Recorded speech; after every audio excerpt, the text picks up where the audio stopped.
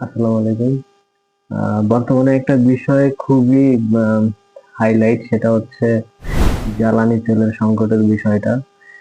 তো এটা আসলে এত বড় সমস্যা যে এটা শহর থেকে শুরু করে মফস্বলের গ্রামে পর্যন্ত পৌঁছে গেছে। আহ, এই যে কৃত্রিম সংকটটা আসলে তৈরি হয়েছে, এটার জন্য আপনি কাকে দায়ী করবেন? এই কৃত্রিম সংকটটা কিভাবে তৈরি হয়েছে এটা কিন্তু আমরা কম বেশি যারা সচেতন নাগরিক তারা প্রত্যেকেই জানি যে এটার পিছনে আসলে কারা দায়ী। এটার পিছনে কি আপনি দায়ী করবেন যে ইরানে অথবা আহ, আহ, মধ্যপ্রাচ্যে যুদ্ধ লাগছে এটা এর কারণ? আহ, আমার কাছে এটা অতটাও যুক্তিসঙ্গত না যে এখানে যুদ্ধের কারণে আমাদের দেশে এই মুহূর্তে জ্বালানি তেলের সংকট। কারণ শুধু তো ইরান থেকে না, আমাদের তো পৃথিবীর অন্যান্য অনেক রাষ্ট্র থেকেই আহ এই জ্বালানি তেলের আমদানি আসতেছে, বা এটা আমরা দীর্ঘদিন এটার সংকট ছিল না, তো হঠাৎ করে কিভাবে এটার সংকট তৈরি হলো?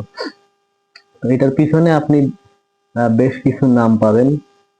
এই নামগুলা আসলে জড়িত বাস ট্রেনের টিকিট থেকে শুরু করে রমজানের লেবুর বাজার, এবং সেই লেবু থেকে শুরু করে বিশ্ব বাজারের যে জ্বালানি তেল, সবখানেই দেখবেন যে এই চক্র জড়িত, বা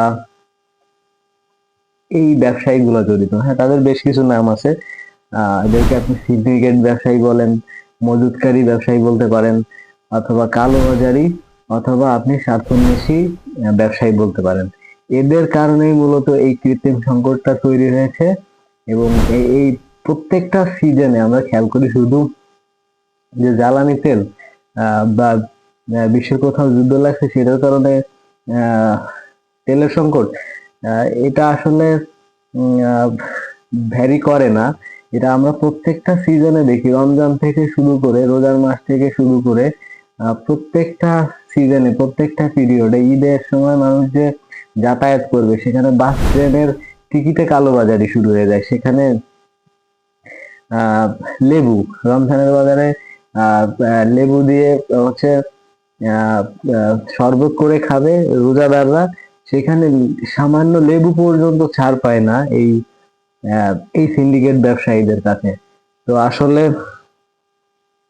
এটার জন্য কারা দায়ী বা কিভাবে দায়ী সেটা আমরা সকলেই জানি, সচেতন নাগরিক যারা আমরা সবাই এটা বুঝতে পারতেছি। তো আসলে এনাদের আসলে আল্লাহ কবে হিদায়াত দেবে? সরকার যতই চেঞ্জ হোক বা বড় ধরনের মিশন করুক, সকল বাজারে বাজারে গিয়ে ভ্রাম্যমাণ আদালত বা মোবাইল কোর্ট যাই হোক এদেরকে দমানোর চেষ্টা করুক, কিন্তু যতক্ষণ না এদের নৈতিকতা ফিরবে ততদিন না এই কৃত্রিম সংকট কোনোভাবেই নিরসন হবে। যতই সরকার আসুক, যতই আহ, নতুন নতুন পদক্ষেপ নেওয়া হোক না কেন, এটার পিছনে কারা দায়ী আসলে আমরা সবাই জানি। কিন্তু আমরা আসলে আহ, অভ্যস্ত, প্রত্যেকটা সংকট মোকাবেলায় আমরা অভ্যস্ত, এবং আম, আমরা আসলে কিছু আহ, বন্দী, আমরা আসলে এই সিন্ডিকেট ব্যবসায়ীদের কাছে আমরা আসলে বন্দী। আমরা আসলে এদের কাছেই বলা যায় একরকম পরাধীন। এবং এই সিন্ডিকেট ব্যবসায়ীদের কাছে দেশ এতটাই অনিরাপদ যে যদি বাংলাদেশে কোনো কারণে দুর্ভিক্ষ লাগে অথবা বাংলাদেশে কখনো মহামারী হয়, তাহলে দেখবেন যে এই ব্যবসায়ীরা লাশ নিয়ে ব্যবসা শুরু করে দিয়েছে, মৃত মানুষের লাশ নিয়ে ব্যবসা শুরু করে দিয়েছে। তো এই এই সিন্ডিকেটদের বিরুদ্ধে কথা বলেন, এই কালোবাজারি বা এই স্বার্থান্বেষী ব্যবসায়ীদের বিরুদ্ধে কথা বলেন, তবেই প্রশাসনের দৃষ্টি আকর্ষণ হবে এবং বা এদেরকে রুখে দেওয়া সম্ভব হবে তখন।